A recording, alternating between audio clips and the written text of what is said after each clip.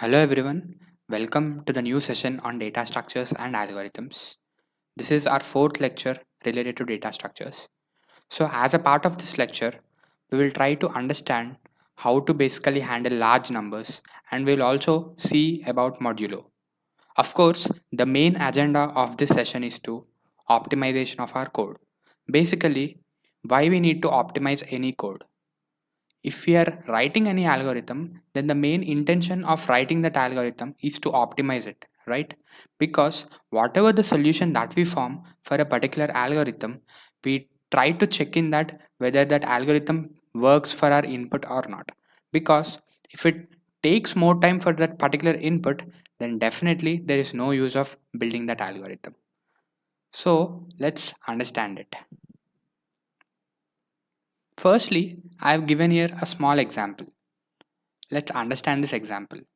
Here I have given an integer, basically a, which contains 1e7. That means, remember here e in the sense it is 10 power 7, okay?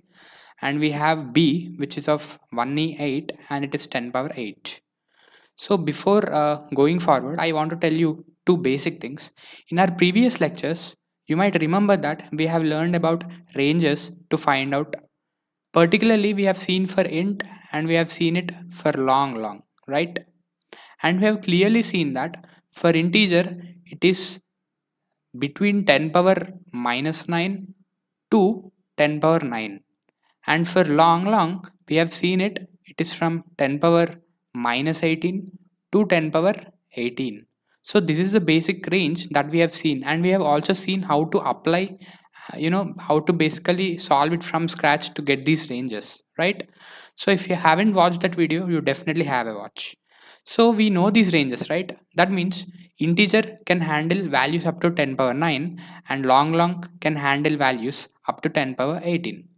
So keeping this matter aside, let's try to understand the next code.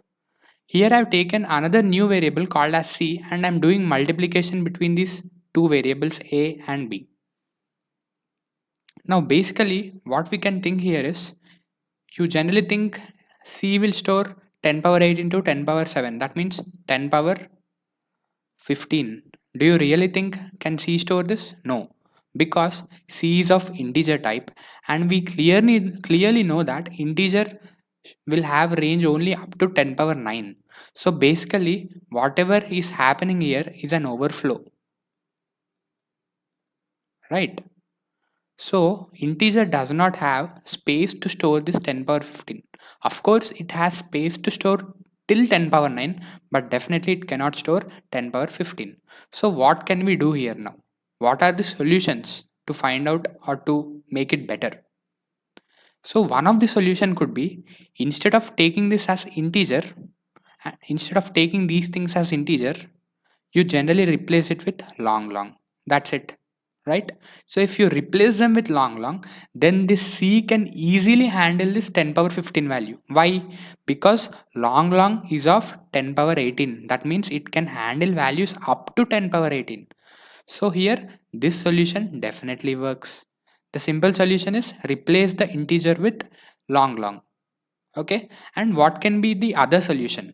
Other solution could be, don't replace I'll erase this. Don't replace these integers. These both are integers, right? So we will keep them as it is, and simply while multiplying these both things, we will try to ensure that C is of data type long, and any one of this A or B, any one of this is of long. If this is the case, then definitely this will also work, because we are assigning long to this A. That means this is something we call it as typecasting, right? So we basically do this typecasting and we will ensure that it falls in that particular range, because this A into B is something which is 10 power 15, right? So in order to make it, or in order to store it, we need long. That's why we have kept here as long, and of course C need to handle the 10 power 15, right? So definitely C must be also long. So these are the two solutions that you can make of. Either you can do typecasting or you can check the data types and you can convert them, right? So basically why I am telling these things is, If you want to handle large values, if the integer is of 5, 10, or something like 50, 40, or 5000, it's okay. But if there are large values, then what you are going to do? You must be well prepared, right? That means you need to have your data types. You need to have your data types to be well prepared. That means if there is a large value, then definitely you need to take the most suitable data type, right? So here we have taken int which is not suitable, because this is going out of this int range. Int range is of 10 power 9, right? But it is going out of it. So we have chosen long long. Long long will be a better choice. So that's why I'm telling, in order to handle these large values, definitely you need to use this long long or integer. It depends on what value you have. If it is of less than 10 power 9, then it's very easy, you just go with integer only. If it is 10 power 18, that means if it is less than, it's more than 10 power 9, or it falls under this 10 power 18 range, then you can go with long long. Now comes the new question: what if it is more than this? What if it is 10 power 20? What if it is 10 power 30? Then what you are going to do here? So basically, if your problem, that means, let's say you are solving a problem and that problem demands to use this value, then what you are going to do? Simple thing, in that problem itself, you will be mentioned with a modulo. That means you will be mentioned with a value. It's not like they will mention it as modulo, but you will be mentioned with some constant which is something less than this 10 power 18, less than or equal to this 10 power 18, and you will use that constant to this particular 10 power 20 such that it will fall under these two ranges. I hope you got this idea. Let me explain you. Suppose you are given with 10 power 20, right? So if I take this 10 power 20 as it is in an integer, it won't work.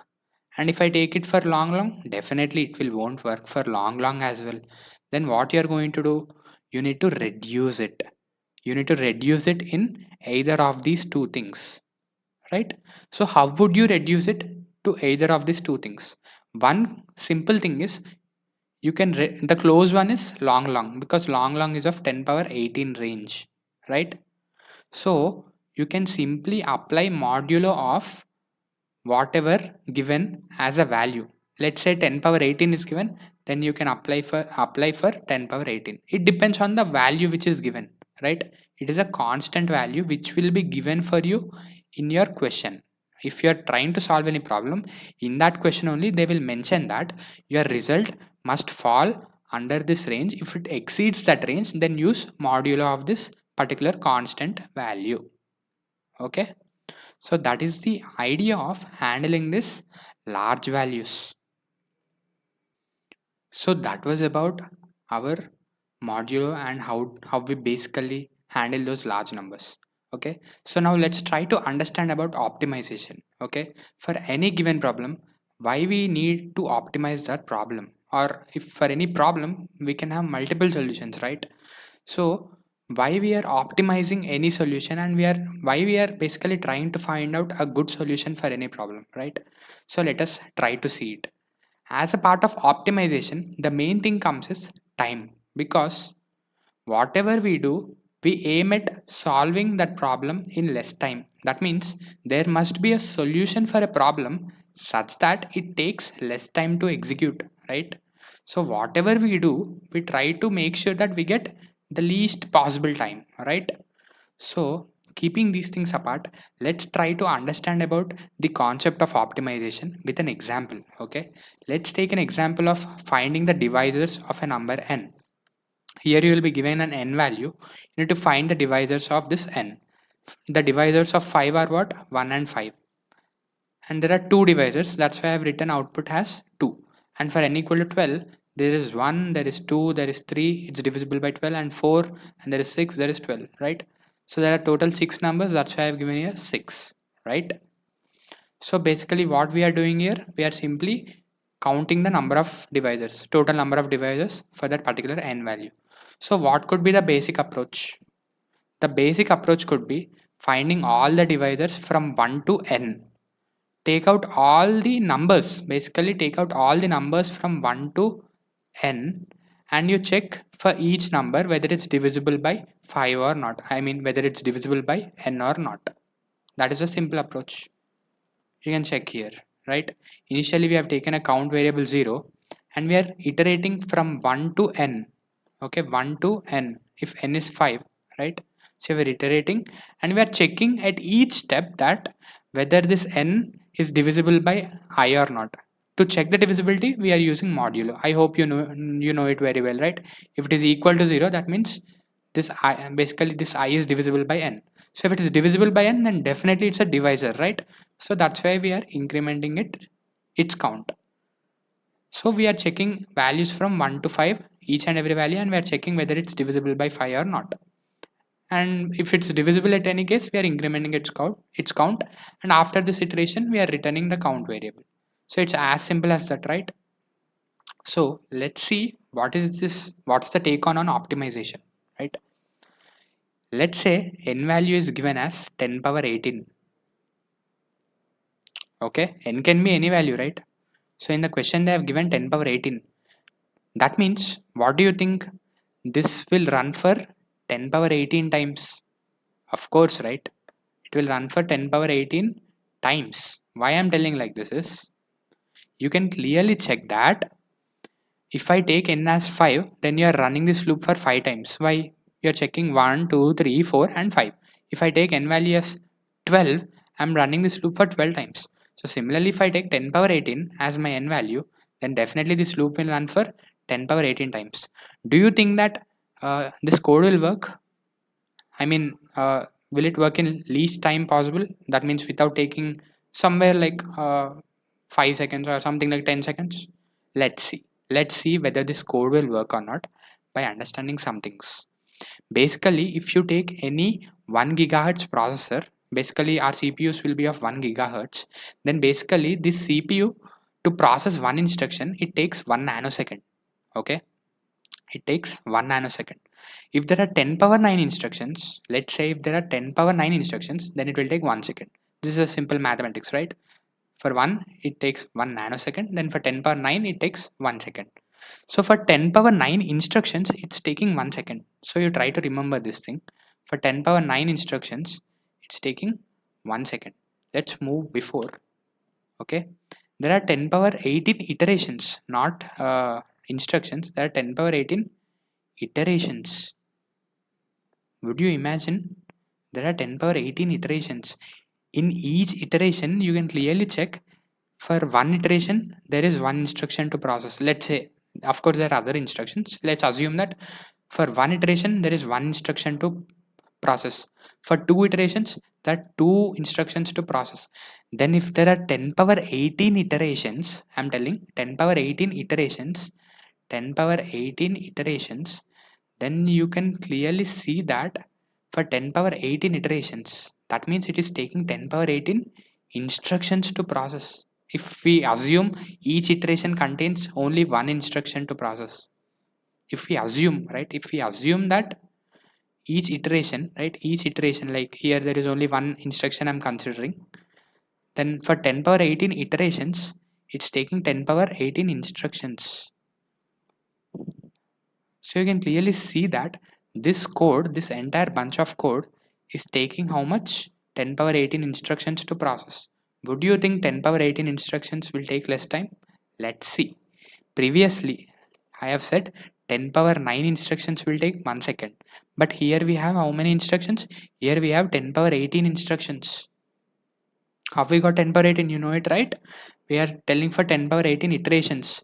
And if we assume each iteration contains only one instruction, then it's taking 10 power 18 instructions, right? Total 10 power 18 iterations. And for if we consider each iteration contains only one instruction, then it's taking 10 power 18 instructions. But we have seen that for 10 power 9 instructions, it takes 1 second. Then for 10 power 18 instructions, how much time it takes? 10 power 9 seconds. It's also a simple mathematics. For 10 power 9, it's taking 1. That means for 10 power 18 it takes 10 power 18 divided by 10 power 9, right? That means 10 power 9. So 10 power 9 seconds means how much? 10 power 9 seconds is 31 years. My god. That means this code, right? Whatever I have told you, like 10 power 18 instruction, this code, it will take 31 years to process, which is a huge time. That means your grandchildren will see it literally, right? So it's not a good solution. If this solution is literally taking n time, if you know time complexity, then basically it's taking n iterations. That means it's taking an n time. So you need to definitely reduce it. It's taking 31 years, right? Now how we can reduce this problem, right? As we know that in this problem, basically what's happening is we are taking I value from 1 to n. Is it really required that we need to take all the n values? That means we are taking till 10 power. If n is 5, it's okay, only 5 numbers. But if n is 10 power 18, then it's taking all the numbers from 1 to 10 power 18, right? Do you think all numbers are must and should? That means, do we need to really check all those numbers? No, there can be some repetitions. Let me tell you. Let's say if n value is given as 24, okay, n value is given as how much? 24. What are the divisors? Can you tell me? 1, 2, 3, 4, and 6, and 8, and you can also have 12, and you can also have 24. Okay, now these are the divisors count, right?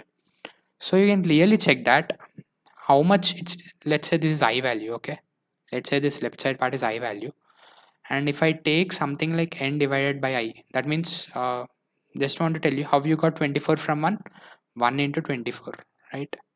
1 into 24 is 24, 2 into 12, 3 into 8, 4 in 4 sorry 3 into 8, again 4 into 6, again you got 6 into 4, again 8 into 3, again 12 into 2, and finally 24 into 1. So can you observe something here? We are repeating, right? 1 2 3 4. If you can clearly see that 1 2 3 4 are divisors, right? Then you can check clearly other divisors also you got here itself. For 24, right? If you take an example of 24, how many divisors are there? There are 8 divisors for 24. Our answer must be 8. But you can clearly check for while finding for 1 2 and 3 and 4, directly we got we got the other divisors as well. You can clearly check these things are again repeated here. 6 is repeated, 8 is repeated again here, again 12 is repeated here, 24 is repeated here. So there is no need to check this second half. You definitely need to have a check on this first half, but second half is not useful for us. Let's take another example like 100. What could be of 100, right? This is an I value, and this is what? N by I value. Hope you got it. How you got n by I, right? Simply you're doing n divided by 1, 24 divided by 2, whatever the values, or you can tell 1 into 24 is 24, 2 into 12 is 24. It's something like that, right? So let's say for 100, let's try to do the same thing for 100. You'll get 1 and you'll get 100. I'll write this right side part after sometime. For left side, I'll try to find. What are the divisors? You tell me for 100. 1, 2, 4, 5, and you can have 10, 10 into 10, and you can have 20, 25, and that's it, 50, and definitely you can have how much? 100. So how many divisors are there? 1 2 3 4 5 6 7 8 9. So there are total 9 divisors for it. 1 into 100 is 100. 2 into how much is 100? 50. 4 into 25, right? It's 100. Again 5 into 20. Again here 10 into 10. This is also 100, right? Again 20 into, you can clearly check 20 into 5. You got again something repetition. 25 into 4, 50 into 2, 100 into 1. Can you see something here? you can clearly see if we got 1, if we scan this 1, 2, 4, 5, 10, you can clearly check other side are also divisors. Why I'm telling this thing is, you can clearly check in the second half. First half, you have processed, everything is good. In the second half, there is no need to check again because the alternatives, the n by I things are giving you. The n by I things are simply giving you the other divisors as well. But what is the difference between these two examples? Can you check out? In this example, we have processed I. That means we need to process only this first 4. That means we need to process, you can write a statement something like this. We can process I which is less than n by I. Hope you got this right. That means you need to process when this 4 is less than 6. That's it. If it exceeds, that means 6 is greater than 4, right? Then don't process. That's why we are telling only process this first half. Similarly, if you check here, can you apply the same thing I less than n by I? No, because you can clearly check 10 is a special case. For 10, I less than or equal to, that means here you can check I is 10 and here n by I is 10. So you need to have an equal to sign as well. So what I'm trying to tell is, initially in the previous solution we have seen you need to process I till n. That means process all the numbers till n. But here we are doing something. We are processing only half of them. Something like that. Not half of them, but we are processing up to n by I. I less than or equal to n by I. So hope you got why we are doing it, because you can clearly check for the first 4 only you got the other devices as well. So why there is a thing we are doing to check again separately for 20, because 20 you can check for here, you for 5 you got 20. This is also divisor. Then again why you are checking for 20 and 25 also you have got for for 4 you got 25. Then why are you checking again for 25 and 4? Why this? Why this second half is required? This is not required. Only the first half you need to process, and that is only giving you your count, right? So let's try to write it in the form of code. Same like in the before question only, we are taking count 0, but instead of I less than n, you can clearly check we have written I star I less than or equal to n. Don't be confused. In the previous slide I have told you I less than or equal to n by I, right? So we are doing the same thing, I less than or equal to n by I. If you if you try to take this I here, then it becomes I into I. That's why I've written here something like this. Okay, you can write this thing as well, it doesn't matter, but definitely that division could be difficult, right? You won't be getting in point, you'll be getting in an integer format, so it's better if you write in this fashion. And what we are doing, if n mod I equal to 0, that means if it is divisible, then we are not simply doing count plus plus, we are doing something here. Why? Because you can clearly check here, for I less than n by I, you got divisor 1, incrementing count plus plus. Again you're incrementing, again you're incrementing, again you're incrementing. This example it's fine. But for this example, you can check you got for equal to. That means what if both are equal, 10 into 10, something like square root, right? You got 100, 10 is a square root of 100, right? So what if both are equal, right? I and n by I are equal here. So if both are equal, then you need to increment count only one time. But if this is not the case, then definitely you need to increment count 2 times, because these two are the divisors, right? That's what we got it right from here. 1 is also a divisor, 100 is also a divisor. Because I'm telling don't check for 100 again. Directly you can increment your count for 2 times. If you found 1 to be a divisor, then increment your count for 2 times, which will make 2 divisors, 1 and 100. So that's why I'm similarly for other cases, 2 increment for 2 times. But for 10, that means if I and n by I, if I and n by I both are same, that means 10 and 10 both are same, then you increment count only once, because you are not able to find another 10 here, right? So that's what I'm telling here. If it is divisible, then there are 2 again special cases. If I and n by I is equal, just like how we got 10 and 10, then do count only increment for one time. That means only increment the count for one time.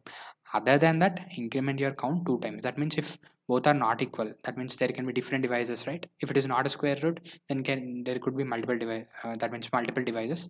Then you increment your count two times. Why? Because we are not processing the second half.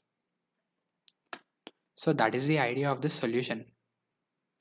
Hope you got some basic idea about this solution, right?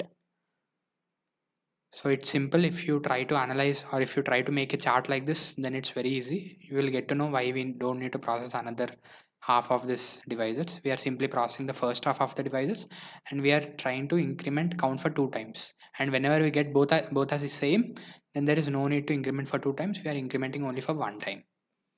Now, can you tell me what is the time that does this solution take? If n value is 10 power 18, just like in the previous first solution, we have taken n for 10 power 18, right?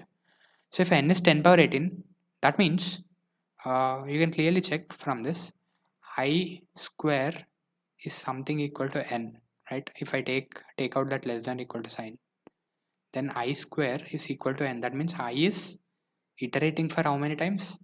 Root n times. That means this solution is running for root n times. If n is 10 power 18 and if you substitute that value, then what's going to happen? It's going to become root 10 power 18. That means it's 10 power 9. So you can clearly check that this solution, right? This solution, a new solution, an optimized solution is going to take 10 power 9 iterations. Can you tell me how much time does 10 power 9 iterations take? That means if we consider each iteration contains only one instruction, then clearly you can check it takes only 1 second. Now you might be getting confused. In this iteration, we are having multiple instructions. Let's say there are some 5 instructions. It's okay. It's taking in seconds. Now it's taking in seconds. It might be if there are 5 instructions, then it will be taking 1 into 5. If there are 10 instructions, then it will be taking 1 into 10. That means 10 seconds or something like this. So this is the idea of this problem. Okay. We have tried to reduce our problem from 31 years, which is n equal to 31 years, which taking this solution is taking of 31 years, and we have tried to reduce it to root n. We have reduced the solution from n to root n. That means a solution which is taking of 31 years, we have tried to reduce it taking in seconds. It depends on instructions. Okay, it's taking in seconds. So that is the need of optimization. That's why I'm telling, for any problem you definitely need to optimize. You try to find a better solution. If it is taking n time, then try to find out for root n time. If it's taking n square time, it try to find out for n time. Okay. Now you might be getting confused. What are this n and n square? Okay. If in the next lecture we'll try to discuss. This is a start of the next lecture related to time complexity. Okay. So we'll see in that lecture. So that is about our session. Okay, we have seen how we can basically handle this, large numbers. We have seen, right? Either we can do typecasting or we can change those data types, or if it's more than that, you can apply your modulo. And we have seen how to optimize our code based on this example. Initially this code is taking of n time, which is of 31 years. Okay, hope you will get to know how it's 31 years based on this information I have given here. Okay, better learn this. Okay, and we have tried some different approach, and we have tried to bring that solution into root n. Okay, so it's taking in seconds. Now this is a better solution, and you can compare both of these solutions, right? So that is the ideology of this problem. This is taking n time and this is taking root n time. Okay, if n is 10 power 18, if n is 10 power 18, then this problem will take 31 years, but this problem will take, let's say, 31 seconds. Okay, comparatively 31 seconds is less than 31 years, right? So that is the idea of, or the importance of, optimization. That was this lecture, guys. Thank you for watching. If you like this lecture, please like, share and subscribe. It means a lot. And thank you, guys.